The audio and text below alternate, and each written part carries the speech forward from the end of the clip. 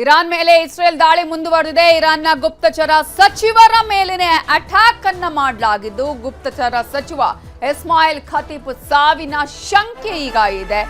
Israel ದಾಳಿಯನ್ನ ಮುಂದುವರೆಸಿದೆ ಇರಾನ್ನ ಮೇಲೆ. ಇರಾನ್ನ ಗುಪ್ತಚರ ಸಚಿವರ ಮೇಲೇನೆ ಇಸ್ರೇಲ್ ಅಟ್ಯಾಕ್ ಅನ್ನ ಮಾಡಿದೆ. ಗುಪ್ತಚರ ಸಚಿವ ಇಸ್ಮಾಯಿಲ್ ಖತೀಬ್ ಸಾವಿನ ಶಂಕೆ ಇದ್ದು, ಈಗಾಗಲೇ ಇರಾನ್ನ ಸೇನಾ ಅಧಿಕಾರಿಗಳು, ಸೇನಾ ಮುಖ್ಯಸ್ಥರು ಕೂಡ ಈಗಾಗಲೇ ಈ ಒಂದು ಇದರಲ್ಲಿ ದಾಳಿ ಆಗಿರುವ ಸಂದರ್ಭದಲ್ಲಿ ಅಲ್ಲಿ ಹತರಾಗಿದ್ದಾರೆ. ಇನ್ನು ಮತ್ತೊಂದು ಕಡೆ ಸೆಂಟ್ರಲ್ ಬೈರುತ್ ಮೇಲೂ ಇಸ್ರೇಲ್ ದಾಳಿಯನ್ನ ಮಾಡಿದೆ. 10 ಮಂದಿ ಸಾವಿನ ಬಗ್ಗೆ ಲೆಬನಾನ್ ಆರೋಗ್ಯ ಸಚಿವ ಮಾಹಿತಿಯನ್ನ ಕೊಟ್ಟಿದ್ದಾರೆ. ಈಗ ಕ್ಷಣಕ್ಕೂ ಬಿಗಡಾಯಿಸ್ತಾ ಇದೆ ಪರಿಸ್ಥಿತಿ. ಯಾರು ಕೂಡ ಶರಣಾಗುವ ಪರಿಸ್ಥಿತಿ ಕಾಣಿಸ್ತಾ ಇಲ್ಲ. ಒಂದ್ ಕಡೆ ಅಮೆರಿಕ, ಇಸ್ರೇಲ್ ಇರಾನ್ನ ಮೇಲೆ ಕ್ಷಣಕ್ಕೂ ದಾಳಿಯನ್ನ ಮಾಡ್ತಾ ಇದ್ರೆ, ಇರಾನ್ ಕೂಡ ಅಷ್ಟೇ ಪ್ರಬಲವಾಗಿ ಪ್ರತಿರೋಧವನ್ನ ಕೊಡ್ತಾ ಇದೆ. ಇರಾನ್ನ ಗುಪ್ತಚರ ಸಚಿವರು ಇದೀಗ ಈ ಒಂದು ದಾಳಿಯಲ್ಲಿ ಸಾವನ್ನಪ್ಪಿದ್ದಾರೆ ಅನ್ನುವಂತಹ ಮಾಹಿತಿಗಳು ಲಭ್ಯವಾಗ್ತಾ ಇದ್ದು, ಅವರ ಸಾವಿನ ಶಂಕೆ ವ್ಯಕ್ತವಾಗಿದೆ. ಈಗ ಇರಾನ್ನ ಗುಪ್ತಚರ ಸಚಿವರ ಮೇಲೆ ಅಟ್ಯಾಕ್ ಅನ್ನ ಇಸ್ರೇಲ್ ಮಾಡಿದ್ದು, ಇಸ್ಮಾಯಿಲ್ ಖತೀಬ್ ಮೃತಪಟ್ಟಿರುವ ಅನುಮಾನ ಇದೆ. ಹರ್ಮುಜ್ ಬಳಿಯ ಇರಾನ್ ಕ್ಷಿಪಣಿಯ ಕೇಂದ್ರ ಟಾರ್ಗೆಟ್ ಮಾಡಿಕೊಂಡಿದ್ದು 2267 ಕೆಜಿ ತೂಕದ ಬಂಕರ್ ಅನ್ನ ಬ್ಲಾಸ್ಟ್ ಮಾಡಲಾಗಿದೆ. ಆ ಬಂಕರ್ ಬ್ಲಾಸ್ಟರ್ ಬಳಸಿ ದಾಳಿಯನ್ನ ಮಾಡಿದ್ದು, ಇರಾನ್ ಕ್ಷಿಪಣಿ ಕೇಂದ್ರದ ಮೇಲೆ ಅಮೆರಿಕ ಸೇನೆ ದಾಳಿಯನ್ನ ಮಾಡಿದೆ. ನೌಕಾಯಾನಕ್ಕೆ ಅಪಾಯ ತಂದಿದ್ದಂತಹ ಕ್ಷಿಪಣಿಗಳನ್ನ ನಾಶ ಮಾಡಿದೆ. ಸದ್ಯ ಹರ್ಮುಜ್ ಜಲಸಂಧಿ ಇದೆಯಲ್ಲ, ಇದರಲ್ಲಿ ಈಗ ಉದ್ವಿಗ್ನ ಪರಿಸ್ಥಿತಿ ಇರೋದು. ಇದನ್ನೇ ಇರಾನ್ನ ದೊಡ್ಡ ಆರ್ಥಿಕವಾಗಿ ಈ ಒಂದು ಪ್ರಬಲವಾಗಿರೋದಕ್ಕೆ ಕಾರಣ ಆಗಿರೋದು ಇರಾನ್ ಅಂತ ಹೇಳಿದ್ರೆ, ಅದಕ್ಕೆ ಕಾರಣ ಈ ಹರ್ಮುಜ್ ಜಲಸಂಧಿ. ಆ ಒಂದು ಹರ್ಮುಜ್ ಜಲಸಂಧಿ ಇದೀಗ ಉದ್ವಿಗ್ನ ಸ್ಥಿತಿಯಲ್ಲಿದೆ. ಕಾರಣ ಅಮೆರಿಕ ಇದೀಗ ಇದನ್ನ ಕಂಟ್ರೋಲ್ಗೆ ತೆಗೆದುಕೊಳ್ಳುವಂತಹ ಎಲ್ಲ ಪ್ರಯತ್ನವನ್ನ ಮಾಡ್ತಾ ಇದೆ. ಹರ್ಮುಜ್ ಮೇಲೆ ಅಮೆರಿಕ ಹಿಡಿತ ಸಾಧಿಸ್ತಾ ಇದೆ ಭಾಗಶಃ ಅನ್ನುವಂತಹ ಮಾಹಿತಿಗಳು ಲಭ್ಯ ಆಗ್ತಾ ಇದ್ದು, ಹರ್ಮುಜ್ ಜಲಸಂಧಿಯಲ್ಲಿ ಇದೀಗ ಉದ್ವಿಗ್ನ ಸ್ಥಿತಿ ಇದೆ. ಹರ್ಮುಜ್ ಜಲಸಂಧಿಯಲ್ಲಿ ಇದೀಗ ಉದ್ವಿಗ್ನ ಪರಿಸ್ಥಿತಿ ಹೇಗಿದೆ ಅಂತ ನಾವು ನೋಡ್ತಾ ಹೋಗೋದಾದ್ರೆ, ಅಮೆರಿಕ ಭಾಗಶಃ ಅದನ್ನ ಕಂಟ್ರೋಲ್ಗೆ ತರುವಂತಹ ಅಥವಾ ಕಂಟ್ರೋಲ್ಗೆ ತೆಗೆದುಕೊಳ್ಳುವಂತಹ ಪ್ರಯತ್ನ ಮಾಡ್ತಿದೆಯಲ್ಲ, ಅದೇ ಕಾರಣಕ್ಕಾಗಿ ಮತ್ತಷ್ಟು ಪ್ರಬಲ ಪ್ರತಿರೋಧವನ್ನ ಇರಾನ್ ನೋಡ್ತಾ ಇದೆ. ಕಾರಣ ಅದರ ನಾಡಿ ಮಿಡಿತ, ಹೃದಯ ಭಾಗ ಅಂತ ಹೇಳಿದ್ರೆ ಅದು ಹರ್ಮುಜ್ ಜಲಸಂಧಿ. ಅದೇ ಕಾರಣಕ್ಕಾಗಿ ಇದೀಗ ಹರ್ಮುಜ್ ಜಲಸಂಧಿಯಲ್ಲಿ ಹೊಸ ನಿಯಮವನ್ನ ಜಾರಿ ಮಾಡೋದಕ್ಕೆ ಇರಾನ್ ನಿರ್ಧಾರವನ್ನ ತೆಗೆದುಕೊಂಡಿದೆ. ಯಾವ ಹಡಗು ಹೋಗಬೇಕು, ಯಾವ ಹಡಗಿಗೆ ನಿಷೇಧ ಹೇರಬೇಕು ಅನ್ನುವಂತಹ ಹೊಸ ನಿಯಮ ಜಾರಿಗೆ ಇದೀಗ ಇರಾನ್ ನಿರ್ಧಾರವನ್ನ ಮಾಡಿದೆ. ಹೊಸ ವಿನ್ಯಾಸವನ್ನ ಜಾರಿ ಮಾಡ್ತೀವಿ ಅಂತ ಹೇಳಿದೆ ಇರಾನ್ ಆಡಳಿತ. ಹರ್ಮುಜ್ ಜಲಸಂಧಿ ಮೇಲಿನ ದಾಳಿಯ ಬಳಿಕ ಇರಾನ್ ಕೆರಳಿದೆ. ಯಾವುದೇ ಕಾರಣಕ್ಕೂ ಈ ಒಂದು ಭಾಗವನ್ನ ಅಥವಾ ಈ ಹರ್ಮುಜ್ ಜಲಸಂಧಿಯನ್ನ ಬೇರೆಗೆ ನಾವು ಕಂಟ್ರೋಲ್ ಕೊಡೋದಕ್ಕೆ ಸಾಧ್ಯನೇ ಇಲ್ಲ ಅನ್ನುವಂತಹ ನಿಟ್ಟಿನಲ್ಲಿ ಇದೀಗ ಇರಾನ್ ಇಂತಹ ಒಂದು ನಿರ್ಧಾರವನ್ನ ತೆಗೆದುಕೊಂಡಿದೆ. ಹೊಸ ನಿಯಮವನ್ನ ಜಾರಿ ಮಾಡೋದಕ್ಕೂ ಕೂಡ ಈಗ ನಾವು ತಯಾರು ಮಾಡ್ಕೊಂಡಿದ್ದೀವಿ ಅಂತ ಇರಾನ್ ಆಡಳಿತ ಹೇಳಿಕೊಳ್ತಾ ಇದೆ. ಇದರ ಬಗ್ಗೆ ಇನ್ನಷ್ಟು ಡೀಟೇಲ್ಸ್ ಅನ್ನ ಕೊಡೋದಕ್ಕೆ ನಮ್ಮ ನ್ಯೂಸ್ ಎಡಿಟರ್ ಆಗಿರುವಂತಹ ರಾಘವೇಂದ್ರ ಗುಡಿ ಈಗ ನ್ಯೂಸ್ ಡೆಸ್ಕ್ ಇಂದ ನೇರ ಸಂಪರ್ಕದಲ್ಲಿ ಜಾಯ್ನ್ ಆಗಿದ್ದಾರೆ. ರಾಘವೇಂದ್ರ ಗುಡಿ, ಕ್ಷಣಕ್ಕೂ ಬಿಗಡಾಯಿಸ್ತಾ ಇದೆ ಯುದ್ಧ. ಪ್ರತಿ ಕ್ಷಣವೂ ಯುದ್ಧದ ಸ್ವರೂಪವೂ ಕೂಡ ಬದಲಾಗ್ತಾ ಇದೆ. ಇಂತಹ ಸಂದರ್ಭದಲ್ಲಿ ಇದೀಗ ಇರಾನ್ನ ಗುಪ್ತಚರ ಮುಖ್ಯಸ್ಥರ ಸಾವು ಆಗಿದೆಯಾ? ಇದರ ಬಗ್ಗೆ ಏನಾದರೂ ಅಧಿಕೃತ ಮಾಹಿತಿ ಸಿಕ್ಕಿದೆಯಾ?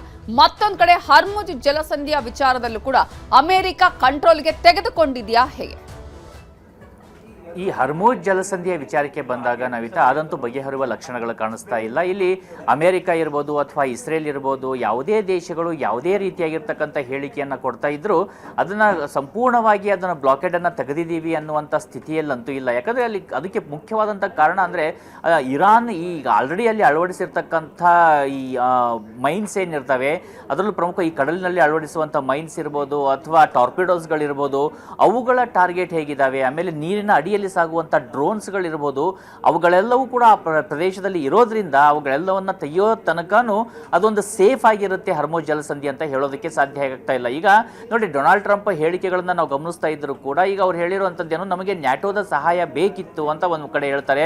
ಅದಾದ್ಮೇಲೆ ಹೇಳ್ತಾರೆ ನಮಗೆ ನ್ಯಾಟೋನೂ ಬೇಡ, ಯಾರು ಸಹಾಯವೂ ಬೇಡ, ನಾವೇ ನಾವೇ ಈ ಹರ್ಮುಜ್ ಜಲಸಂಧಿಯನ್ನ ಸಂಪೂರ್ಣವಾಗಿ ತೆರವುಗೊಳಿಸ್ತೀವಿ ಅಂತ ಹೇಳ್ತಿದ್ದಾರೆ. ಆದರೆ ಅದು ಕೂಡ ಸಾಧ್ಯ ಆಗ್ತಾ ಇಲ್ಲ. ಮತ್ತೊಮ್ಮೆ ಹೇಳ್ತಾರೆ ನಮ್ದು ಕೇವಲ 1% ಅಷ್ಟು ಮಾತ್ರ ನಮ್ಮ ವಸ್ತುಗಳು ಅಲ್ಲಿ ಸಾಕ್ತವೆ, ಅದನ್ನು ಹೊರತುಪಡಿಸಿದ್ರೆ ಅಲ್ಲಿ ಅತಿ ಹೆಚ್ಚು ಹೋಗುವಂಥದ್ದೇ ಜಪಾನ್ ಇರ್ಬೋದು ಅಥವಾ ಚೈನಾ ಇರ್ಬೋದು, ಈ ರೀತಿಯಾಗಿರ್ತಕ್ಕಂಥ ದೇಶಗಳದ್ದು, ಅವುಗಳು ಸಹಾಯ ಮಾಡಬೇಕು ಅಂತ ಹೇಳ್ತಾರೆ. ಅಂದ್ರೆ ಅಯೋಮಯವಾದಂಥ ಸ್ಥಿತಿ. ನಾವು ಈ ತುಘಲಕ್ ಬಗ್ಗೆ ಇತಿಹಾಸದ ಪುಟಗಳಲ್ಲಿ ಓದ್ತಾ ಇದ್ವಿ. ಈಗ ನಮ್ಮ ಕಣ್ಣ ಮುಂದೆಯೇ ಇನ್ನೊಂದು ವಿಚಿತ್ರವಾಗಿರ್ತಕ್ಕಂಥ ತುಘಲಕ್ ಅನ್ನ ನೋಡ್ತಾ ಇದ್ದೀವಿ. ಆ ತುಘಲಕ್ ರಾಜಧಾನಿಯನ್ನು ಬದಲು ಮಾಡ್ತಾ ಇದ್ರೆ, ಈ ತುಘಲಕ್ ತನ್ನ ನಿರ್ಧಾರಗಳನ್ನ ಪ್ರತಿ ಕ್ಷಣ ಕೂಡ ಬದಲು ಮಾಡ್ತಾ ಇರುವಂತದ್ದು. ಆತ ಹೇಳ್ತಿರುವಂತ ಮಾತುಗಳನ್ನ ಅಮೆರಿಕವೇ ಇವತ್ತು ಕೇಳುವಂತ ಸ್ಥಿತಿ ಇಲ್ಲ. ಇದಕ್ಕೆ ಉದಾಹರಣೆ ಅಂದ್ರೆ ಅವರ ಅತ್ಯಾಪ್ತರಾಗಿರ್ತಕ್ಕಂಥ ಇಂಟೆಲಿಜೆನ್ಸ್ ಮುಖ್ಯಸ್ಥ ಏನಿದ್ದಾರೆ, ಸಚಿವ ಏನಿದ್ದಾರೆ, ಅವರೇ ಇವತ್ತು ರಿಸೈನ್ ಅನ್ನ ಮಾಡಿದ್ದಾರೆ. ಅವರೇ ತಮ್ಮ ಒಂದು ಸ್ಥಾನಕ್ಕೆ ರಾಜೀನಾಮೆಯನ್ನು ಸಲ್ಲಿಸುವುದರ ಜೊತೆಗೆ ಇರಾನ್ ಮೇಲೆ ನಿರಾಕರಣ ದಾಳಿಯನ್ನ ಮಾಡಲಾಗ್ತಾ ಇದೆ. ಈಗ ಇಮಿಡಿಯೇಟ್ ಆಗಿ ಇರಾನ್ ಇಂದ ನಮಗೆ ಯಾವುದೇ ರೀತಿಯಾಗಿರ್ತಕ್ಕಂಥ ಸೆಕ್ಯೂರಿಟಿ ಥ್ರೆಟ್ ಇರಲಿಲ್ಲ ಅನ್ನುವಂತ ಹೇಳಿಕೆಯನ್ನ ಕೊಟ್ಟಿದ್ದಾರೆ ತಮ್ಮ ರಾಜೀನಾಮೆ ಪತ್ರದಲ್ಲಿ. ಅಂದ್ರೆ ಎಲ್ಲ ಕಡೆಯಿಂದನೂ ಕೂಡ ನಾವು ಗಮನಿಸ್ತಾ ಇದ್ದೀವಿ ಈ ಒಂದು ಟ್ರಂಪ್ ಒಂಟಿ ಆಗ್ತಾನೆ ಹೋಗ್ತಾ ಇರುವಂತದ್ದು. ಅಷ್ಟೇ ಅಲ್ಲ, ಈಗ ಅಲ್ಲಿರ್ತಕ್ಕಂಥ DIA ಮುಖ್ಯಸ್ಥರಾಗಿರ್ತಕ್ಕಂಥ ತುಳಸಿ ಗಬಾರ್ಡ್ ಅವರು ಕೂಡ ಮುಂದುವರಿತಾರ ಅನ್ನುವಂಥ ಪ್ರಶ್ನೆಗಳು ಬರ್ತಾ ಇದ್ದಾವೆ. ಯಾಕಂದ್ರೆ ಯಾರಿಗೂ ಕೂಡ ತಮ್ಮದೇ ಆದಂಥ ರೀತಿಯಲ್ಲಿ ಒಂದು ಪ್ರೊಫೆಷನಲ್ ಆಗಿ ಅಧಿಕಾರವನ್ನು ನಡೆಸೋದಕ್ಕೆ ಡೊನಾಲ್ಡ್ ಟ್ರಂಪ್ ಬಿಡ್ತಾ ಇಲ್ಲ. ಇವತ್ತು ರಾತ್ರಿ ಮಲಗ್ತಾರೆ, ಕನಸಿನಲ್ಲಿ ಏನೋ ಒಂದು ಬರುತ್ತೆ, ಬೆಳಗ್ಗೆ ಎದ್ದ ತಕ್ಷಣ ಆ ಹೇಳಿಕೆಯನ್ನು ಕೊಡ್ತಾರೆ. ಕ್ಯೂಬಾ ಬೇಕು ಅಂತಾರೆ, ಗ್ರೀನ್ಲ್ಯಾಂಡ್ ಬೇಕು ಅಂತಾರೆ, ಹರ್ಮುಜ್ ಜಲಸಂಧಿಯನ್ನು ನಾವೇ ತೆರವು ಮಾಡ್ತೀವಿ ಅಂತಾರೆ, ಇರಾನ್ನಲ್ಲಿ ನಮ್ಮ ಸೈನಿಕರು ಹೋಗಿ ಇಳಿತಾರೆ ಅಂತಾರೆ. ಒಂದು ವೇಳೆ ಅವರು ಹೇಳುವ ಹಾಗೆ ಇರಾನ್ನಲ್ಲಿ ಏನಾದರೂ ಅಮೆರಿಕನ್ ಸೈನಿಕರು ಬಂದ್ರೆ ಮತ್ತೆ 5 ರಿಂದ 10 ವರ್ಷಗಳ ಕಾಲ ಅಲ್ಲಿ ಲಾಕ್ ಆಗಬೇಕಾಗುತ್ತೆ. ಅದಕ್ಕೆ ತಾಜಾ ಉದಾಹರಣೆ ಅಂದ್ರೆ ಅಫ್ಘಾನಿಸ್ತಾನದಲ್ಲಿ 20 ವರ್ಷಗಳ ಕಾಲ ಇರುತ್ತೆ, $100 ಬಿಲಿಯನ್ ಅಮೆರಿಕ ಖರ್ಚು ಮಾಡುತ್ತೆ. ಹಾಗಿದ್ದಾಗಿಯೂ ಕೂಡ ತಾಲಿಬಾನ್ ಬರ್ತಿದ್ದ ಹಾಗೇನೆ ರಾತ್ರೋರಾತ್ರಿ ಆ ಒಂದು ತನ್ನ ಸ್ಥಾನವನ್ನ ಬಿಟ್ಟು ಲಕ್ಷಾಂತರ ಕೋಟಿ ರೂಪಾಯಿ ಬೆಲೆ ಬಾಳುವಂತ ವೆಪನ್ಸ್ ಗಳನ್ನ ಅಲ್ಲೇ ಬಿಟ್ಟು ಬಂದಂತ ಸ್ಥಿತಿಗೆ ಅಮೆರಿಕ ಸಿಲುಕುತ್ತೆ. ಅಂತದೇ ಒಂದು ಅನುಭವವನ್ನ ಇರಾನ್ನಲ್ಲೂ ಅದು ಅನುಭವಿಸುತ್ತಾ ಅನ್ನುವಂತ ಪ್ರಶ್ನೆಗಳು ಮೂಡ್ತಾ ಇದಾವೆ. ಇನ್ನು ಎರಡನೆಯ ವಿಚಾರಕ್ಕೆ ಬಂದಾಗ, ಇರಾನ್ನ ಸೆಕ್ಯೂರಿಟಿ ಮುಖ್ಯಸ್ಥರನ್ನ ಅಲ್ಲಿ ಸಾಯಿಸಲಾಗಿದೆ ಇಸ್ರೇಲ್ ದಾಳಿಯಲ್ಲಿ ಅನ್ನುವಂತ ಪ್ರಶ್ನೆ. ನೋಡಿ, ಇಸ್ರೇಲ್ ಈಗ ಹೇಳಿಕೆಯನ್ನು ಕೊಡ್ತಾ ಇದ್ರು, ಇರಾನ್ ಯಾವುದನ್ನೂ ಕೂಡ ಅಧಿಕೃತವಾಗಿ ಒಪ್ಪಿಕೊಳ್ತಾ ಇಲ್ಲ. ನಾವು ಗಮನಿಸ್ತಾ ಬರ್ಬೋದು, ಖಮೇನಿ ಹತ್ಯೆಯನ್ನ ಕೂಡ ಅವರು ಒಪ್ಪಿಕೊಳ್ಳೋದಕ್ಕೆ ಕೆಲ ದಿನಗಳೇ ಬೇಕಾಯಿತು. ಅವರ ಪುತ್ರ ಏನಾಗಿದ್ದಾರೆ, ನಂತರದಲ್ಲಿ ನಿನ್ನೆ ಕೂಡ ಅಲ್ಲಿಯ ಸೆಕ್ಯೂರಿಟಿ ಮುಖ್ಯಸ್ಥರನ್ನ ಹತ್ಯೆ ಮಾಡಲಾಯಿತು ಅನ್ನುವಂಥ ಮಾಹಿತಿ ಬಂತು. ಈಗ ಇಂಟೆಲಿಜೆನ್ಸ್ ಮುಖ್ಯಸ್ಥರನ್ನ ಹತ್ಯೆ ಮಾಡಿದ್ದಾರೆ ಅನ್ನುವಂಥ ಮಾಹಿತಿಗಳು ಬರ್ತಾ ಇದ್ದಾವೆ. ಆದರೆ ಯಾವುದನ್ನೂ ಕೂಡ ಇರಾನ್ ಈಗ ಸ್ಪಷ್ಟಪಡಿಸ್ತಾ ಇಲ್ಲ, ಒಪ್ಪಿಕೊಳ್ತಾನೂ ಇಲ್ಲ, ಅಲ್ಲಗಳಿತಾನೂ ಇಲ್ಲ. ಅಂದ್ರೆ ಒಂದು ಕನ್ಫ್ಯೂಷನ್ ಅನ್ನ ಕ್ರಿಯೇಟ್ ಮಾಡ್ತಾನೆ ಬರ್ತಾ ಇರುವಂತದ್ದು. ಅದೇ ರೀತಿಯಾಗಿ ನಾವು ನೋಡಬೇಕು ಈ ಇನ್ಫಾರ್ಮೇಶನ್ ವಾರ್ಫೇರ್ ಹೇಗಿರುತ್ತೆ ಅಂದ್ರೆ, ಇದೇ ಬೆಂಜಮಿನ್ ನೆತನ್ಯಾಹು, ಇಸ್ರೇಲ್ನ ಪ್ರಧಾನಿಯಾಗಿರ್ತಕ್ಕಂಥ ಬೆಂಜಮಿನ್ ನೆತನ್ಯಾಹು 4 ವಿಡಿಯೋಗಳನ್ನ ರಿಲೀಸ್ ಮಾಡ್ತಾರೆ. 4 ವಿಡಿಯೋಗಳು ಕೂಡ AI ಅಂತ ಹೇಳಲಾಗ್ತಾ ಇದೆ ಹೊರತು ಅವರು ಈಗ ಬದುಕಿಲ್ಲ ಅನ್ನುವಂಥನ್ನೇ ಪ್ರತಿಪಾದಿಸಲಾಗ್ತಾ ಇದೆ.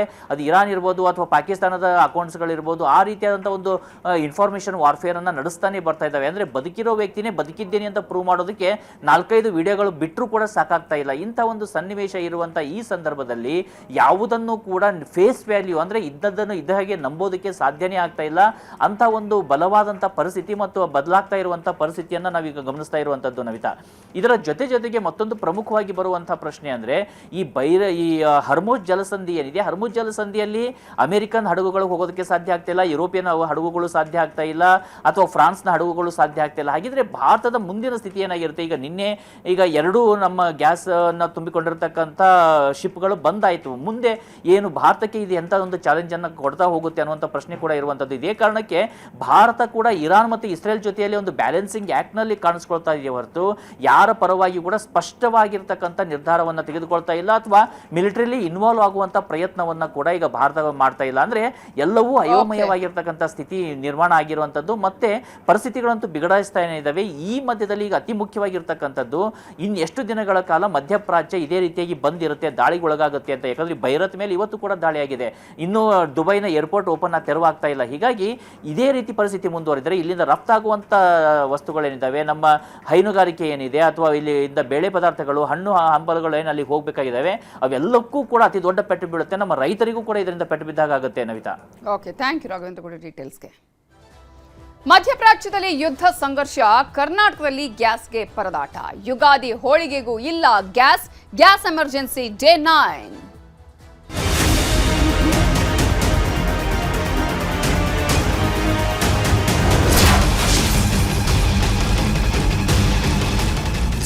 ಮಧ್ಯಪ್ರಾಚ್ಯದಲ್ಲಿ ಯುದ್ಧ ಆರಂಭವಾಗಿ 19 ದಿನ ಆದರೆ ಕರ್ನಾಟಕದಲ್ಲಿ ಈ ರೀತಿಯ ಸಂಕಷ್ಟ ಆರಂಭ ಆಗಿ 9 ದಿನ. ಯುಗಾದಿ ನಾಳೆ, ಆದರೆ ಯುಗಾದಿ ಹಿನ್ನೆಲೆ ಹೋಳಿಗೆ ಅಂತಾನೆ ಒಂದು ಸ್ಪೆಷಲ್ ಆಗಿರೋ ಹೋಟೆಲ್ಗಳಿತ್ತಲ್ಲ, ಹೋಳಿಗೆಗೆ ಅಂತಾನೆ ಹೆಸರುವಾಸಿಯಾಗಿರುವ ಹೋಟೆಲ್ಗಳಿಗೂ ಕೂಡ ಈಗ ಸಂಕಷ್ಟ ಎದುರಾಗಿದೆ. ಕಾರಣ ಕಮರ್ಷಿಯಲ್ ಗ್ಯಾಸ್ ಸಿಗದೆ ಸಿಬ್ಬಂದಿ ಪರದಾಟವನ್ನ ಮಾಡ್ತಾ ಇದ್ದಾರೆ. ಶ್ರೀನಗರದ ಅನ್ನಪೂರ್ಣೇಶ್ವರಿ ಹೋಳಿಗೆ ಮನೆ ಹೋಟೆಲ್ಗೂ ಕೂಡ ಈಗ ಸಂಕಷ್ಟ ಎದುರಾಗಿದೆ. ಕಾರಣ ಸಾಕಷ್ಟು ಜನ ಹಬ್ಬದ ಸಂದರ್ಭದಲ್ಲಿ ಬಂದು ಹೋಳಿಗೆಯನ್ನ ತಗೊಂಡು ಹೋಗ್ತಾ ಇದ್ರು. ಆದ್ರೆ ಈಗ ಇರುವುದು ಒಂದೇ ಒಂದು ಗ್ಯಾಸ್ ಸಿಲಿಂಡರ್, ಅದರಲ್ಲಿ ಹೋಳಿಗೆ ತಯಾರಿ ಮಾಡಬೇಕು. ಸೌದೆ ಒಲೆಯಲ್ಲಿ ಅಡುಗೆ ಮಾಡ್ತಿದ್ದಾರೆ ಹೋಟೆಲ್ನ ಸಿಬ್ಬಂದಿ. ಈಗ ಗ್ರಾಹಕರಿಗೂ ಕೂಡ ಬೇಕಾದಂತಹ ರೀತಿಯಲ್ಲಿ ಹೋಳಿಗೆಗಳನ್ನು ಕೊಡೋಕ್ಕಾಗ್ತಾ ಇಲ್ಲ, ಅಥವಾ ತಾವೇನು ಅಡುಗೆಯನ್ನ ಮಾಡಿ ಬೇರೆ ಬೇರೆ ರೀತಿಯ ವೆರೈಟಿ ಫುಡ್ಗಳನ್ನು ಕೊಡ್ತಾ ಇದೀವಿ ಅದನ್ನು ಕೂಡ ಕೊಡೋದಕ್ಕೆ ಸಾಧ್ಯ ಆಗ್ತಾ ಇಲ್ಲ. ಇರುವಂತಹ ಒಂದು ಸಿಲಿಂಡರ್ನಲ್ಲಿ ಹೇಗಪ್ಪ ಅನ್ನುವಂತಹ ಆತಂಕ ಇದೀಗ ಅನ್ನಪೂರ್ಣೇಶ್ವರಿ ಹೋಟೆಲ್ನವರಿಗೆ ಕಾಡ್ತಾ ಇದೆ. ಹೋಟೆಲ್ನವರು ಏನೆಲ್ಲ ಸಮಸ್ಯೆಗಳನ್ನು ಅನುಭವಿಸ್ತಾ ಇದ್ದಾರೆ ಇದೀಗ ಅನ್ನೋದರ ಬಗ್ಗೆ ಶರಣು ಹಂಪಿ ಪ್ರತ್ಯಕ್ಷ ವರದಿ ಕೊಟ್ಟಿದ್ದಾರೆ. ಕಳೆದ 8 ದಿನಗಳಿಂದ ಕಮರ್ಷಿಯಲ್ ಗ್ಯಾಸ್ ಸಿಗದೆ ಹೋಟೆಲ್ನವರು ಪರದಾಡ್ತಿದ್ದಾರೆ. ಈ ಮಧ್ಯೆ ಯುಗಾದಿ ಮತ್ತು ರಂಜಾನ್ ಹಬ್ಬ ಬರ್ತಾ ಇದೆ. ಯುಗಾದಿ ಹಬ್ಬ ಹೇಳಿ ಕೇಳಿ ಹೋಳಿಗೆಗೆ ಬಹಳ ಫೇಮಸ್. ಹೋಳಿಗೆಗಾಗಿ ಇರುವಂಥ ಹೋಟೆಲ್ಗಳಿದ್ದಾವೆ. ಈ ಹೋಟೆಲ್ಗಳಲ್ಲಿ ಈಗ ಕಮರ್ಷಿಯಲ್ ಗ್ಯಾಸ್ ಸಿಗದೆ ಪರದಾಟ ಶುರುವಾಗಿದೆ. ನಾವೀಗ ಶ್ರೀನಗರದ ಅನ್ನಪೂರ್ಣೇಶ್ವರಿ ಹೋಳಿಗೆ ಮನೆಯಲ್ಲಿದ್ದೇವೆ. ಈ ಹೋಟೆಲ್ನಲ್ಲಿ ಭಾಳ ಫೇಮಸ್ ಅಂತಂದರೆ ಹೋಳಿಗೆನೆ. ನಿಮಗೆ ಪ್ರತಿದಿನ 500ಕ್ಕೂ ಹೆಚ್ಚು ಹೋಳಿಗೆಯನ್ನು ಮಾಡ್ತಾರೆ. ಇನ್ಫ್ಯಾಕ್ಟ್ ಹಬ್ಬದ ಟೈಮಲ್ಲಿ ಅದು 1000 ಕೂಡ ಜಾಸ್ತಿ ಆಗುತ್ತೆ. ಬಟ್ ಆದರೆ ಹೋಳಿಗೆ ಮಾಡಲಿಕ್ಕೆ ಈಗ ಕಮರ್ಷಿಯಲ್ ಗ್ಯಾಸ್ ಸಿಗದೆ ಇರುವಂಥ ಪರಿಸ್ಥಿತಿ. 4000 ಕೊಟ್ಟರು ಕೂಡ ಕಮರ್ಷಿಯಲ್ ಗ್ಯಾಸ್ ಸಿಗ್ತಾ ಇಲ್ಲ. ಈಗಿರುವಂಥದ್ದು ಒಂದೇ ಒಂದು ಕಮರ್ಷಿಯಲ್ ಗ್ಯಾಸ್. ಆ ಗ್ಯಾಸಲ್ಲಿ ಈಗ ಅಡುಗೆ ತಯಾರಿ ಮಾಡ್ತಾ ಇರೋದು. ಹೊರಗಡೆ ಇರುವಂಥ ಒಂದು ಕಮರ್ಷಿಯಲ್ ಗ್ಯಾಸ್ ಇದೆ, ಅದು ಖಾಲಿ ಆಗಿದೆ. ಸೊ ಈ ರೀತಿಯಾಗಿ 4000 ಕೊಟ್ಟರು ಕೂಡ ಸಿಗ್ತಾ ಇಲ್ಲ ಅಂಥೇಳಿ ಮಾಲೀಕರು ಮಾತಾಡ್ತಾ ಇದ್ರು. ಅವ್ರನ್ನ ಮಾತಾಡಿಸ್ತಾ ಹೋಗೋಣ ಏನು ಹೇಳ್ತಾರೆ ಅಂತೇಳಿ. ಹೇಗೆ ಸರ್, ಪ್ರತಿ ವರ್ಷ ನಿಮಗೇನು ಪ್ರಾಬ್ಲಮ್ ಮಾಡ್ತಿದ್ದಿಲ್ಲ, ಈ ವರ್ಷ ಭಾರಿ ಪ್ರಾಬ್ಲಮ್ ಆಗಿದೆ ಸರ್. ಊಣ ಮಾಡೋದಲ್ಲೆಲ್ಲ ಸೌದೆ ಒಲೆಯಲ್ಲಿ ಉಪಯೋಗಿಸ್ತಾ ಇದ್ದೀವಿ. ಅದಕ್ಕೆ ಸಪ್ರೇಟಾಗಿ ಒಂದು ಕೂಡ ಥರ ಮಾಡಿ ಈ ಹೋಳಿಗೆಗೆ ಮಾತ್ರ ಕಮರ್ಷಿಯಲ್ ತಂದು ಅದು ಗ್ರಾಹಕರು ತೊಂದರೆ ಆಗಬಾರ್ದು. ನಾವು ಅಲ್ಲಿ 15-20 ದಿವಸ ಮುಂಚೆನೇ ಆರ್ಡರ್ ಕೊಟ್ಬಿಟ್ಟಿದ್ದಾರೆ ನಮಗೆಲ್ಲ. ಒಂದು 30,000-40,000 ಗಂಟೆ ಹೋಳಿಗೆ ಆರ್ಡರ್ ಇದೆ. ನಾವು ಅದರಿಂದ ಏನು ಮಾಡ್ತೀವಿ, ಎಷ್ಟಾರಲ್ಲಿ ನಮ್ಮ ದುಡ್ಡು ಹೋದ್ರೆ ಗ್ರಾಹಕರು ಪೂರೈಸ್ಬೇಕು ಅಂತ ಪೂರೈಸ್ತಾ ಇದ್ದೀವಿ. ನಮ್ದು ಸರ್ ಈಗ ಸಿಲಿಂಡರ್ ಎಷ್ಟು ಹೇಳ್ತಾ ಇದ್ದಾರೆ? 4,000 3,000 ಸರ್ ಇಷ್ಟ ಇರೋರು ತಾವು ಹೇಳ್ತಾ ಇದ್ದಾರೆ. ನಾವು ಮೊದಲೇ ಯಾವಾಗಲೂ 30-20 ಹಾಕ್ಸ್ತಿದ್ದೋ, ಅದು ಸ್ಟಾಕ್ ಇರೋದ್ರಿಂದ ಇನ್ನೊಂದು 2-3 ಇದೆ, ನಾಳೆ ಗಂಟೆ ಹಾಕ್ಬೋದು. ಸೌದೆ ಒಲೆ ಯೂಸ್ ಆಗುತ್ತಲ್ವಾ, ಬಟ್ ಇಲ್ಲಿ ಅಲೋ ಮಾಡ್ತಾರೆ? ಬಿಲ್ಡಿಂಗ್ ಓನರ್ಗಳು ಅಲೋ ಮಾಡಲ್ಲ ಸರ್. ಕೋಟ್ಯಾಂತರ ಬಂಡವಾಳ ಆಗಿರ್ತಾರೆ. ನಾವು ಡೈರೆಕ್ಟ್ ಸೌದೆ ಒಲೆ ಯೂಸ್ ಮಾಡೋದೆಲ್ಲ ಕಟ್ಸಿ ಮಾಡೋದಕ್ಕೆ ಟೈಮ್ ಇಲ್ಲ. ಯಾಕೆಂದ್ರೆ ಹಬ್ಬ ಇರೋದಿನ 2 ದಿವಸ, ಅದಕ್ಕೋಸ್ಕರ ಎಲ್ಲ ಕ್ಯೂರಿಂಗಲ್ಲಿ ಲೇಟ್ ಆಗುತ್ತೆ ಅಂತ ಇರೋದ್ರಲ್ಲಿ ಮಾಡ್ತಾ ಇದ್ದೀವಿ. ಗ್ರಾಹಕರು ತೊಂದರೆ ಆಗ್ಬಾರ್ದು ಅಂತ ಮಾಡ್ಕೊಡ್ತಾ ಇದ್ದೀವಿ. ಸೊ ಇದು ಸಿಚುವೇಶನ್. ನಿಮ್ಗೆ ನೋಡ್ತಾ ಹೋದರೆ ನಿಮ್ಗೆ ಸಾಲಾಗಿ ಹೋಳಿಗೆಗಳೆಲ್ಲೂ ಕೂಡ ನಿಮಗೆ ವೆರೈಟೀಸ್ ಹೋಳಿಗೆಗಳು, ನಿಮ್ಗೆ ಕಾಯಿ ಹೋಳಿಗೆ ಇರ್ಬೋದು, ಹೂರಣದ ಹೋಳಿಗೆ ಇರ್ಬೋದು, ಹೀಗೆ ವೆರೈಟಿ ಹೋಳಿಗೆಗಳೆಲ್ಲ ಇದ್ದಾವೆ. ಮಾಡಬೇಕು. ಬಟ್ ವಾಸ್ತವ ನೋಡ್ತಾ ಹೋದರೆ ಈ ಸಾರಿ ಕಮರ್ಷಿಯಲ್ ಗ್ಯಾಸ್ ಸಿಗದ ಪರಿಣಾಮ ಸಾಕಷ್ಟು ತೊಂದರೆ ಆಗ್ತಾ ಇದೆ. ಎಲ್ಲೆಲ್ಲಿ ಹೋಳಿಗೆ ಹೋಟೆಲ್ಗಳಿದ್ದಾವೆ ಈ ರೀತಿ, ಅವರೆಲ್ಲರಿಗೂ ಕೂಡ ಕಮರ್ಷಿಯಲ್ ಗ್ಯಾಸ್ ಬಿಸಿ ತಡ್ತಾ ಇದೆ. ದರ 4,000-5,000 ಅಂದರೆ ಎಲ್ಲಿಂದ ಕಟ್ಟೋದು ಆಗ್ತಾ ಇಲ್ಲ ಅನ್ನೋದು ಅವರ ಅಭಿಪ್ರಾಯ. ಕ್ಯಾಮ್ರಾ ಪರ್ಸನ್ ನೂರ್ ಅಹಮದ್ ಜೊತೆ ಶರಣು ಹಂಪಿ, ನ್ಯೂಸ್ 18. ಬೆಳಗಾವಿಯಲ್ಲಿ ಕೈಗಾರಿಕೆಗಳಿಗೂ ಗ್ಯಾಸ್ ಬಿಸಿ ತಟ್ಟಿದೆ. ಮಚ್ಚೆ ಪ್ರದೇಶದ ಕಾರ್ಖಾನೆಗಳಿಗೆ ಗ್ಯಾಸ್ ಕೊರತೆ ಉಂಟಾಗಿದ್ದು ಆಕಾಶ್ ಫಾರ್ಮಿಂಗ್ ಟೆಕ್ನಾಲಜಿಗೆ ಗ್ಯಾಸ್ ಸಂಕಷ್ಟ ಎದುರಾಗಿದೆ. ಪೌಡರ್ ಕೋಟಿಂಗ್, ಕಲರ್ ಕೋಟಿಂಗ್ಗೆ ಗ್ಯಾಸ್ ಬಳಕೆಯನ್ನ ಮಾಡಿದ್ದು ಗ್ಯಾಸ್ ಇಲ್ಲದೆ ಕೋಟಿಂಗ್ ಕೆಲಸ ಸ್ಥಗಿತ ಆಗುವಂತಹ ಭೀತಿ ಉಂಟಾಗಿದೆ. ಈ ಒಂದು ಗ್ಯಾಸ್ನಿಂದ ಎಲ್ಲ ಉದ್ಯಮದ ಮೇಲೂ ಇದೀಗ ಪರಿಣಾಮ ಬೀರ್ತಾ ಇದೆ. ಕೈಗಾರಿಕೆಗಳಿಗೂ ಕೂಡ ಗ್ಯಾಸ್ ಬಿಸಿ ತಟ್ಟಿದೆ. ಪೌಡರ್ ಕೋಟಿಂಗ್, ಕಲರ್ ಕೋಟಿಂಗಿಗೆ ಗ್ಯಾಸ್ ಬಳಕೆ ಆಗಬೇಕು, ಆದರೆ ಈಗ ಗ್ಯಾಸ್ ಇಲ್ಲದೆ ಕೋಟಿಂಗ್ನ ಕೆಲಸವೇ ಸ್ಥಗಿತ ಆಗುವಂತಹ ಭೀತಿಯನ್ನ ಈ ಕೈಗಾರಿಕೆಗಳ ಉದ್ಯಮಿಗಳು ಈಗ ಹೊಂದಿದ್ದಾರೆ. ಕಾರಣ ಯಾವಾಗ ನಿಲ್ಲುತ್ತೆ ಅನ್ನೋದು ಗೊತ್ತಿಲ್ಲ, ಯಾವಾಗ ಕೆಲಸವನ್ನು ಸ್ಟಾಪ್ ಮಾಡ್ತಾರೆ ಅನ್ನುವಂತಹ ಆತಂಕ ಅಲ್ಲಿನ ಸಿಬ್ಬಂದಿಗೂ ಇದೆ, ಜೊತೆ ಮಾಲೀಕರಿಗೆ ಮುಂದೇನು ಅನ್ನುವಂತಹ ಭಯನೂ ಕೂಡ ಕಾಡ್ತಾ ಇದೆ. ಸೊ ಈಗಾಗಲೇ ಗ್ಯಾಸ್ ಸಿಗ್ತಾ ಇಲ್ಲ ಅನ್ನುವಂತಹ ಕಾರಣಕ್ಕಾಗಿ ಉದ್ಯಮಗಳು ಕೂಡ ಮುಚ್ಚುವಂತಹ ಆತಂಕವನ್ನು ಕೂಡ ಎದುರಿಸ್ತಾ ಇವೆ. ಈಗ ಫ್ಯಾಕ್ಟರಿಗಳಲ್ಲಿ ಯಾವ ರೀತಿಯ ಸಮಸ್ಯೆ ಇದೆ ಅನ್ನೋದರ ಬಗ್ಗೆ ಪ್ರತ್ಯಕ್ಷ ವರದಿಯನ್ನು ಕೊಟ್ಟಿದ್ದಾರೆ ನಮ್ಮ ಬೆಳಗಾವಿ ರಿಪೋರ್ಟರ್ ಚಂದ್ರಕಾಂತ್ ಸುಗಂಧಿ. LPG ಸಮಸ್ಯೆ ಕೇವಲ ಹೋಟೆಲ್ ಉದ್ಯಮದ ಮೇಲೆಲ್ಲ ಮತ್ತು ಕೈಗಾರಿಕಾ ಉದ್ಯಮವನ್ನು ಕೂಡ ದೊಡ್ಡ ಪರಿಣಾಮ ಬೀರಿರ್ತಕ್ಕಂಥದ್ದು. ನಾನೀಗ ಬೆಳಗಾವಿಯ ಮಚ್ಚೆಯ ಆಕಾಶ್ ಇಂಡಸ್ಟ್ರೀಸ್ ಏನು ಟೆಕ್ನಾಲಜಿಯಲ್ಲಿ ಇದ್ದೇನೆ. ಇಲ್ಲಿನ ಅನೇಕ ಏನು ಗ್ಯಾಸ್ ಕಟ್ಟಿಂಗ್ ಅನ್ನ ಬಳಸಿ ಅನೇಕ ಮೆಟೀರಿಯಲ್ಗಳನ್ನ ಸದ್ಯ ಮಾಡಲಾಗುತ್ತೆ ಮತ್ತು ಇಲ್ಲಿನ ವಸ್ತುಗಳು ಕೇವಲ ಕರ್ನಾಟಕ ಅಲ್ಲದೆ ಹೊರ ದೇಶಗಳಿಗೂ ಕೂಡ ಸರಬರಾಜಾಗ್ತಕ್ಕಂಥದ್ದು. ಇಲ್ಲಿನ ಕೆಲ ವಸ್ತುಗಳು 100ಕ್ಕೂ ಹೆಚ್ಚು ವಸ್ತುಗಳನ್ನು ಇಲ್ಲಿ ತಯಾರು ಮಾಡಲಾಗುತ್ತೆ. ಇವು AC ಆಗಿರ್ಬೋದು ಮತ್ತು ಜನರೇಟರ್ ಸೇರಿದಂತೆ ವಿವಿಧ ತಯಾರಿಕಾ ಘಟಕದಲ್ಲಿ ಇವುಗಳನ್ನ ಸಿದ್ಧಪಡಿಸಲಾಗುತ್ತೆ. ಆದರೆ ಗ್ಯಾಸ್ ಕಟ್ಟರ್ನ ಬಳಸಿ ಈ ವಸ್ತುಗಳನ್ನು ಸಿದ್ಧ ಮಾಡಲಾಗುತ್ತೆ. ಎಲ್ಲದರ ಮೇಲೂ ಕೂಡ ಪರಿಣಾಮವನ್ನು ಬೀರಿದೆ. ಎಲ್ಲೂ ಕೂಡ ವಾಣಿಜ್ಯ ಬಳಕೆಯ ಗ್ಯಾಸ್ ಸಿಗ್ತಾ ಇಲ್ಲ. ಹೀಗಾಗಿ ದೊಡ್ಡ ಸಮಸ್ಯೆ ಆಗಿರ್ತಕ್ಕಂಥದ್ದು. ಈ ಬಗ್ಗೆ ಮಾತಾಡಕ್ಕೆ ಮಹೇಶ್ ಇನಾಮದಾರ್ ಸರ್ ಇದ್ದಾರೆ. ಸರ್, ನಿಮ್ಮ ಮೇಲೆ ಗ್ಯಾಸ್ ಎಫೆಕ್ಟ್ ಯಾವ ರೀತಿ ಆಗಿದೆ, ನಿಮ್ಮ ಪರಿಣಾಮ? ಸರ್, ಗ್ಯಾಸ್ ಎಫೆಕ್ಟ್ ಇರೋದ್ರಿಂದ ಏನಾಗ್ತಾ ಇದೆ, ಕೆಲವೊಂದು ಪ್ರೊಸೆಸ್ ಮಾಡೋಕೆ ಆಗ್ತಾ ಇಲ್ಲ. ಸೊ 1-2 ಪ್ರೊಸೆಸ್ ಮಾಡಲಿಲ್ಲ ಅಂತಂದ್ರೆ ನಾವು ಪಾರ್ಟ್ಸ್ ಡಿಸ್ಪ್ಯಾಚ್ ಮಾಡೋಕೆ ಆಗಲ್ಲ. ಸೊ ಪಾರ್ಟ್ ಡಿಸ್ಪ್ಯಾಚ್ ಆಗಲ್ಲ ಅಂತಂದ್ರೆ ಸಪ್ಲೈ ಚೈನ್ ಡಿಸ್ಟರ್ಬ್ ಆಗಿಬಿಡುತ್ತೆ. 1 ವಾರದಿಂದ ಸ್ವಲ್ಪ ಸಮಸ್ಯೆ ಆಗ್ತಾ ಇದೆ. ಬಟ್ ಅದನ್ನ ರೇಷನಿಂಗ್ ಮಾಡ್ತಾ ಇದೀವಿ. ನಾವು ರೇಷನಿಂಗ್ ಮಾಡಿ ಯೂಸ್ ಮಾಡ್ತಾ ಇದ್ದೀವಿ. ಯಾವ್ದು ಪ್ರಯಾರಿಟಿ ಇದೆ ಅದನ್ನ ಮಾಡಿ ಕಳಿಸ್ತಾ ಇದ್ದೀವಿ. ಕೆಲವೊಂದು ಕಸ್ಟಮರಿಗೆ ರಿಕ್ವೆಸ್ಟ್ ಕೂಡ ಮಾಡ್ತಾ ಇದ್ದೀವಿ, ಸ್ವಲ್ಪ ಡಿಲೇ ಆಗತ್ತೆ ಅಂತ. ಸೊ ಹೀಗೆ ನಾವು ನಡೆಸ್ತಾ ಇದ್ದೀವಿ. ಇನ್ನು ಎಷ್ಟು ದಿನ ಗ್ಯಾಸ್ ಇಲ್ಲದೆ ಇದ್ರೆ ಸಮಸ್ಯೆ ಏನೇನಾಗ್ಬೋದು ಸರ್? ಸರ್, ಹೇಳಕ್ ಆಗಲ್ಲ. ಯಾಕಂತಂದ್ರೆ ಯಾವಾಗ ಸಿಗತ್ತೆ, ಏನಾಗತ್ತೆ, ಕರೆಂಟ್ ಪೊಸಿಷನ್ ಅಲ್ಲಿ ಏನು ಪ್ರಿಡಿಕ್ಟ್ ಮಾಡೋದು ಕಷ್ಟ ಆಗತ್ತೆ.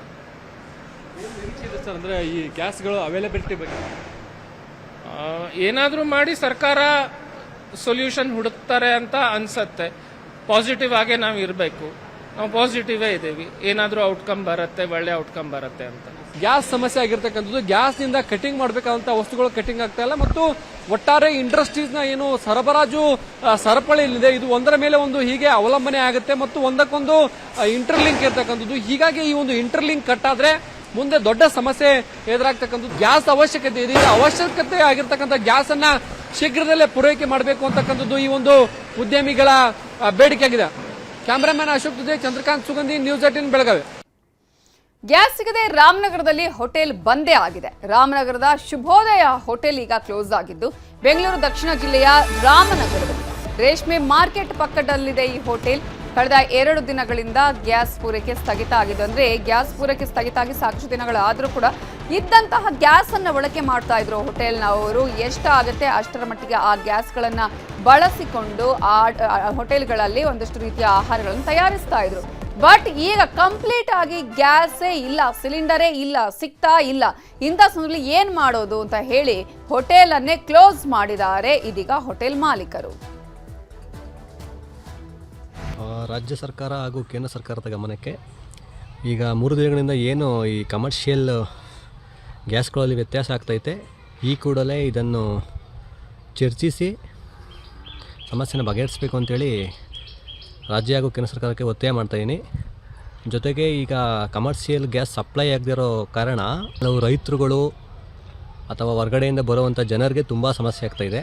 ಇದರ ವಿರುದ್ಧವಾಗಿ ಏನೇನು ಈ ಮಾತುಕತೆ ನಡೀತೈತೆ ರಾಜ್ಯ ಹಾಗೂ ಕೇಂದ್ರದಲ್ಲಿ ಇದು ಹೋಟೆಲ್ ಮಾಲೀಕರ ಸಂಘ ಗಮನಕ್ಕೆ ಬಂದಿದೆ. ಈ ಕೂಡಲೇ ಅಟ್ಲೀಸ್ಟ್ ಆಲ್ಟರ್ನೇಟ್ ವ್ಯವಸ್ಥೆ, ಅಟ್ಲೀಸ್ಟ್ 2 ಸಿಲಿಂಡರ್ ಕೊಡೋ ಜಾಗದಲ್ಲಿ 1 ಸಿಲಿಂಡರ್ ಆದರೂ ಕೂಡ ಒದಗಿಸ್ಕೊಡ್ಬೇಕು. ಆಲ್ಟರ್ನೇಟ್ ವ್ಯವಸ್ಥೆ ಅರ್ಧ ಸಿಲಿಂಡರ್ ಆದರೂ ಕೂಡ ಕೊಟ್ಟು. ಮಧ್ಯಪ್ರಾಚ್ಯದಲ್ಲಿ ಯುದ್ಧದಿಂದ ರಾಜ್ಯದಲ್ಲಿ ಗ್ಯಾಸ್ ಸಮಸ್ಯೆ ಉಂಟಾಗಿದ್ದು, ಗ್ಯಾಸ್ ಸಮಸ್ಯೆ ಬಗ್ಗೆ ಪರಿಷತ್ನಲ್ಲಿ ಮಾತಾಡಿದ್ದಾರೆ ಸಚಿವರು KH ಮುನಿಯಪ್ಪ. ಆಹಾರ ಮತ್ತು ನಾಗರಿಕ ಸರಬರಾಜು ಸಚಿವರು KH ಮುನಿಯಪ್ಪ ಮಾತಾಡಿದ್ದಾರೆ.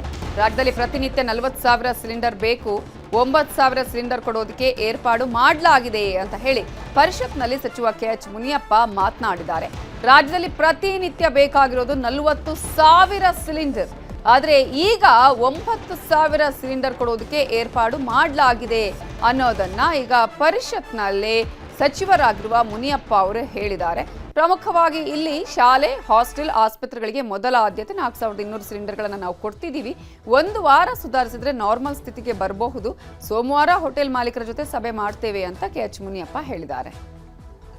ಪ್ರಾಬ್ಲಮ್ ಇರೋದು ಡೊಮೆಸ್ಟಿಕ್. ಕೇಂದ್ರ ಸರ್ಕಾರ 20% ಮಾತ್ರ ಕೊಡ್ಲಿಕ್ಕೆ ಅವಕಾಶ ಇದೆ ಅಂತ ಹೇಳಿದೆ. 44,000 ಸಿಲಿಂಡರ್ಸು ಕಮರ್ಷಿಯಲ್ಲು ಪ್ರತಿ ದಿನ ಬೇಕಾಗುತ್ತೆ. ಅವ್ರಿಗೆ 20% ಅಂದರೆ ಹತ್ತಿರ 8,500 ಆಗ್ತದೆ. ಆದರೂ ಕೂಡ 9,000 ಸಿಲಿಂಡರ್ಸನ್ನು ಕೊಡೋಕ್ಕೆ ಏರ್ಪಾಟ್ ಮಾಡ್ಕೊಂಡಿದ್ವಿ. ಅದರಲ್ಲಿ ಪ್ರಾಮುಖ್ಯತೆ ಯಾವುದಕ್ಕೆ ಕೊಡಬೇಕು ಅನ್ನೋದನ್ನು ಕೂಡ ನಾವು ಇನ್ನೂ 4-6 ಪ್ರೊಫೆಸರ್ನ ಇಟ್ಕೊಂಡು ತೀರ್ಮಾನ ಮಾಡಿದ್ದೀವಿ. ಆ ತೀರ್ಮಾನದಂತೆ ನಾವು education institutions, students hostels, hospitals, other than essential institutions, ಈ ಇಂಪಾರ್ಟೆಂಟ್ ಇವಿಗೆ ನಾವು 4200 ಕೊಡ್ತಾ ಇದ್ದೀವಿ. ಆಮೇಲಿಂದ government PSU institutions, canteens located at airport, railway station, bus station, Nandini ಮತ್ತು ಇಂದಿರಾ ಕ್ಯಾಂಟೀನ್ಗೆ 1200 ಪೂರ್ತಿ ಅವರು ಖರ್ಚು ಮಾಡ್ತಾ ಇರೋಷ್ಟು ಕೊಡ್ತಾ ಇದ್ದೀವಿ. ನಮಗೆ ದಾವಣಗೆರೆ ದಕ್ಷಿಣ ಬಾಗಲಕೋಟೆ ಬೈ ಎಲೆಕ್ಷನ್ ದಂಗಲ್. ಮಗನ ಟಿಕೆಟ್ಗೆ ಪ್ರಭಾ ಲಾಬಿ ಮಾಡಿದ್ರ? ಮೇಟಿ ಕುಟುಂಬಕ್ಕೆ ಸಿಎಂ ಮಾಡಿದ ಪಾಠ ಏನು? ಮಿನಿ ಸಮರ.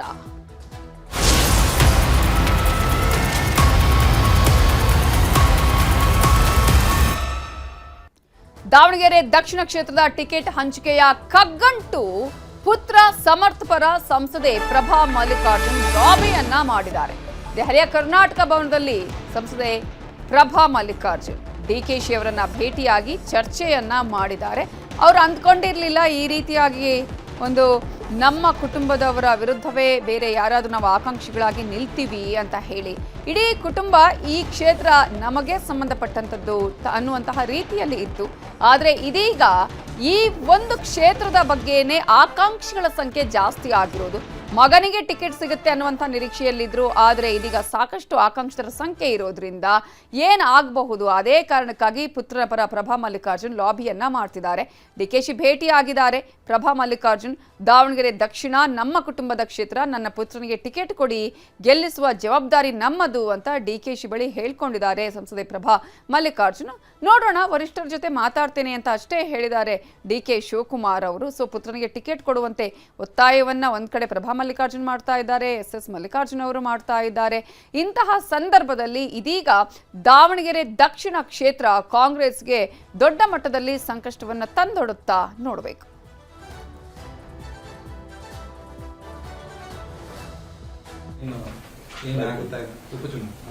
ನನಗೆ ಗೊತ್ತಿಲ್ಲ, ನನಗೆ ಇನ್ನೂ ವರದಿ ಏನು ಬರಲಿಲ್ಲ.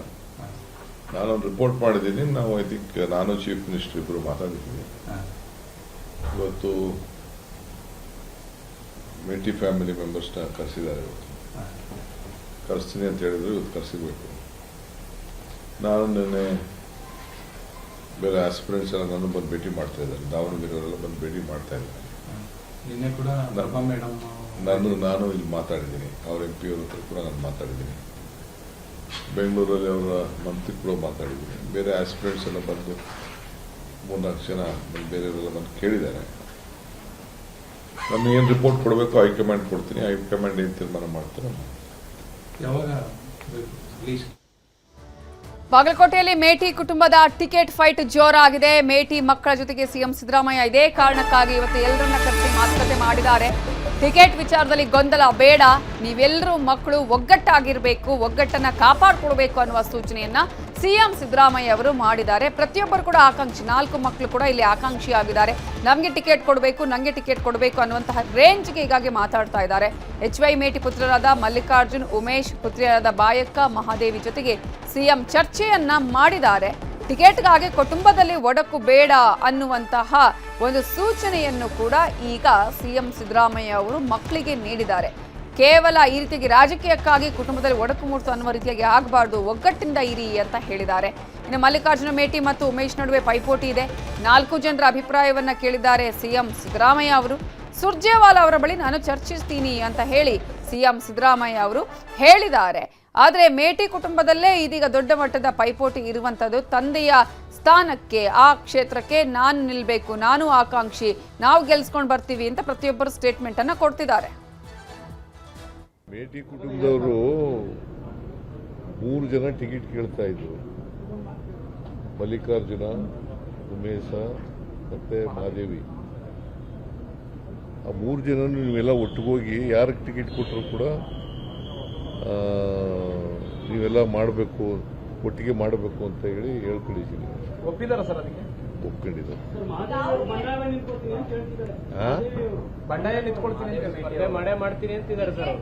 ನಿಮ್ ಜೊತೆ ಹೇಳಿದ್ರ? ಯಾವಾಗ? ಏನಂತ ನಾವೇನೋ ಒಟ್ಟಿಗೆ ಸುದ್ದಿಗೋಷ್ಠಿ ಮಾಡಿ ಅಂತ ಹೇಳಿದ್ರಂತೆ, ಅದಕ್ಕೆ ನಾನು ಒಪ್ಪಿಲ್ಲ ಅಂತ ಹೇಳ್ತಾ ಇದ್ದೀನಿ. ಸರ್ಕಾರದಲ್ಲಿ ಸಮಸ್ಯೆ DHO ಟ್ರಾನ್ಸ್ಫರ್ ಮಾಡಿದ್ರೆ ಅಂತ ಡಿಮ್ಯಾಂಡ್ ಮಾಡ್ತೀವಿ ಗಂಡ ಅಂತ ಸರ್ DHO ಗೊತ್ತಿಲ್ಲ ನನಗೆ, ಗೊತ್ತಿಲ್ಲ. ಸಿಎಂ ಸಾಕಷ್ಟು ಪಾಠ ಮಾಡಿದ್ರು ಕೂಡ ಈ ವಿಚಾರದಲ್ಲಿ ಸಿಎಂ ಸಲಹೆಯನ್ನು ಒಪ್ಪುವ ಹಾಗೆ ಕಾಣಿಸ್ತಾ ಇಲ್ಲ. ಮೇಟಿ ಪುತ್ರಿ ಮಹಾದೇವಿ ಟಿಕೆಟ್ ಕೊಡದಿದ್ರೆ ನಾನು ಬಂಡಾಯವಾಗಿ ಸ್ಪರ್ಧೆ ಮಾಡ್ತೀನಿ ಅನ್ನುವ ಎಚ್ಚರಿಕೆಯನ್ನ ಕೊಟ್ಟಿದ್ದಾರೆ. ಸಿಎಂ ಸಭೆಯಿಂದ ಅರ್ಧದಲ್ಲೇ ಹೊರ ಬಂದಿದ್ದಾರೆ ಮಹಾದೇವಿ.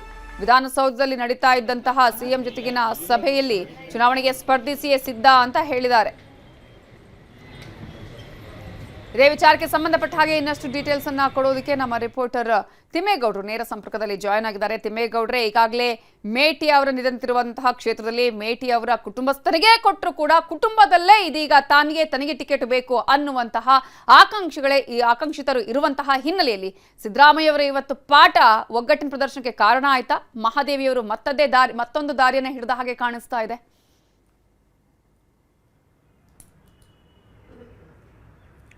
ಮಹಾದೇವರವರು ಬಂಡಾಯವಾಗಿ ಸ್ಪರ್ಧಿಸ್ತೀನಿ ಎನ್ನುವಂಥ ಒಂದು ಅಸಮಾಧಾನವನ್ನು, ಒಂದು ಎಚ್ಚರಿಕೆಯನ್ನು CM ಸಭೆ ಬಳಿಕ ಕೊಟ್ಟಿರುವಂಥದ್ದು.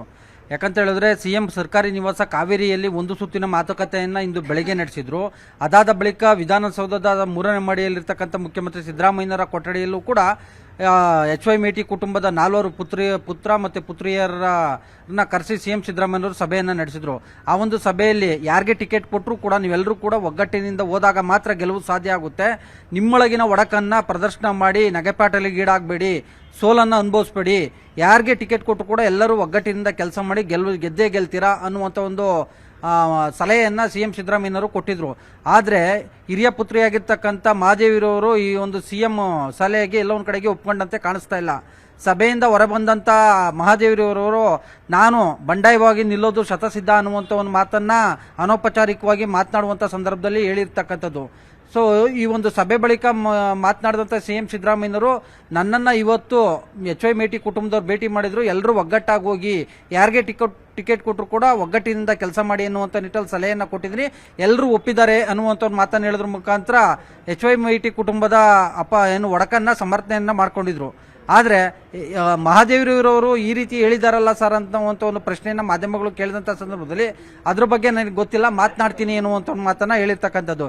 ಇನ್ನುಳಿದಂತೆ ದಾವಣಗೆರೆ ಮತ್ತು ಬಾಗಲಕೋಟೆ ಉಪಚುನಾವಣೆಗೆ ಸಂಬಂಧಪಟ್ಟಂತೆ 2 ತಂಡಗಳು ಈಗಾಗಲೇ 2 ವಿಧಾನಸಭಾ ಕ್ಷೇತ್ರಕ್ಕೆ ಭೇಟಿ ನೀಡಿ ವರದಿಯನ್ನು ತಯಾರಿಸಿದ್ದಾವೆ. ಅವರು ವರದಿಯನ್ನು ಕೂಡ ಕೊಡ್ತಾರೆ. ಮತ್ತೊಂದು ಕಡೆಗೆ ಶುಕ್ರವಾರ ರಾಜ್ಯ ಕಾಂಗ್ರೆಸ್ ಉಸ್ತುವಾರಿ ರಣದೀಪ್ ಸಿಂಗ್ ಸುರ್ಜೇವಾಲಾ ಅವರು ಬೆಂಗಳೂರಿಗೆ ಬರ್ತಾ ಇದ್ದಾರೆ.